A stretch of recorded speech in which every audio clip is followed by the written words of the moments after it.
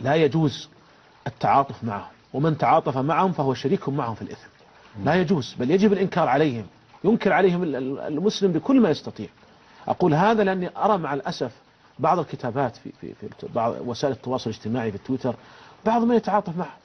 أقول هذا الذي يتعاطف معهم هو في الحقيقة شريك معهم في الإثم. نعم.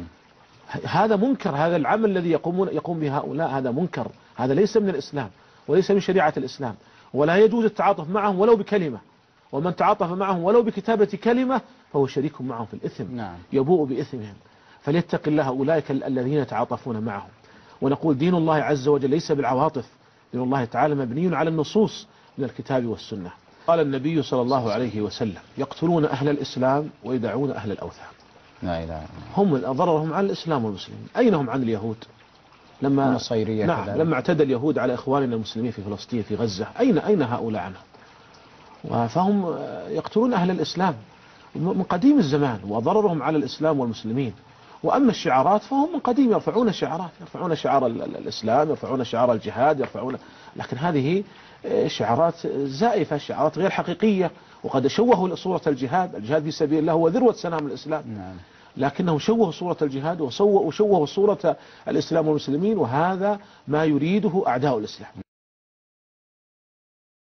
البغدادي ليس له ولاية شرعية، ولا يجوز القتال تحت رايته.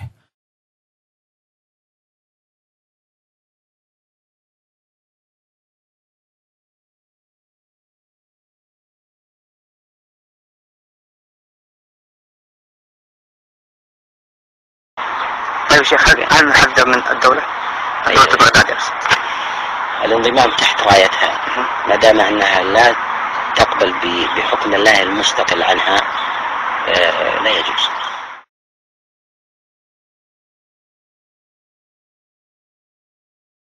يا أخي الكريم، داعش أنا أستطيع أن أصنف المنتمين إليها إلى 3 أقسام.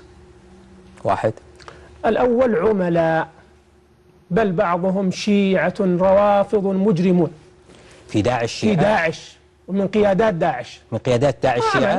افتح الانترنت وشوف أسماءهم ومن أين جاءوا بهم. ولهذا والله الذي لا إله غيره إني أقول هذا الكلام نصحا لأبنائي وإخواني في السعودية وغيرها: إياكم أن تغتروا بهؤلاء، لا تغرنكم شعاراتهم البراقة، فهم كما ذكرت ما بين تكفيريين خوارج وما بين عملاء يجعلونكم وقودا لهذه الحرب التي يراد بها تدمير الإسلام وأهل الإسلام. أيضا هناك مواقف، يعني داعش في بعض المواقف في سوريا لم تقاتل النظام النصيري ولم يقاتلها، بل شاغلت المسلمين في المواقع المحررة. طيب كيف أنا أجمع بين هذا وهذا؟ إذن هناك لعبة استخباراتية كبيرة تحوم حول حدود بلادنا. هؤلاء أخزاهم الله ولعنهم في الدنيا والآخرة. من هم؟ الدواعش الخوارج. هؤلاء الذين يقتلون يصورون وهم يحزون رؤوس الناس ثم يرفعون رؤوسهم، وقد يضعونها على السياجات ويصورون ذلك بالفيديو وبالكاميرات. هذه الصورة كم تشوه الإسلام والمسلمين. هذه الصورة لن تمحي من ذاكرة الشعوب غير الإسلامية، وستبقى قرون طويلة هذه الصورة عن المسلمين، أن المسلمين جفاة غلاظ قتلة سفاكين يبقرون بطون النساء ويذبحون الرجال ذبح الشياه.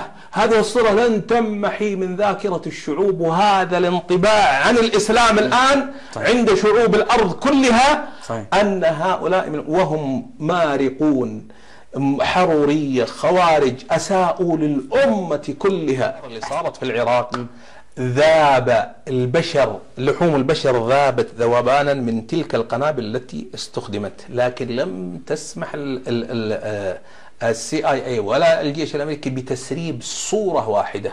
يقتلون الآلاف لكنهم يخفون ذلك، ويأتون إلى صورة يقوم بها رجل أحمق يظن أنه سيرعب أعداءه، ولا كلمة من رجل أحمق يظن أنه ينصر بها الإسلام مثل العدناني صاحب أبو بكر البغدادي الذي يهدد المجاهدين ويقول نحن نشرب الدماء ونأكل الأشلاء. فاعلموا أن لنا جيوشا في العراق وجيشا في الشام من الأسود الجياع، شرابهم الدماء وأنيسهم الأشلاء. قبحك الله، هل تنصر الإسلام بهذا الكلام؟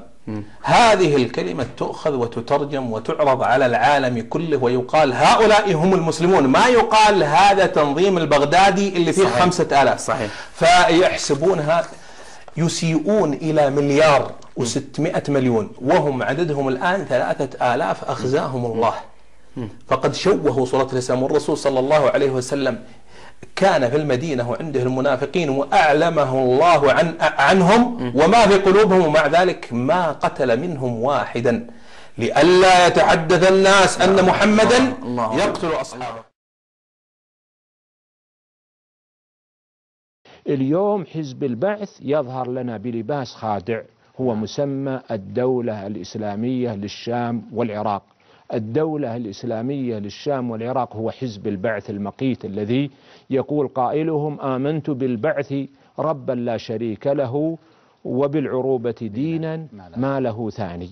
وحينئذ نعلم أن هذا التنظيم إنما هو حزب البعث السابق، وإنما هو بشعار رنان. يقول قائلهم الرجعية الدينية إحدى المخاطر الأساسية التي تهدد الانطلاقة التقدمية في المرحلة الحاضرة.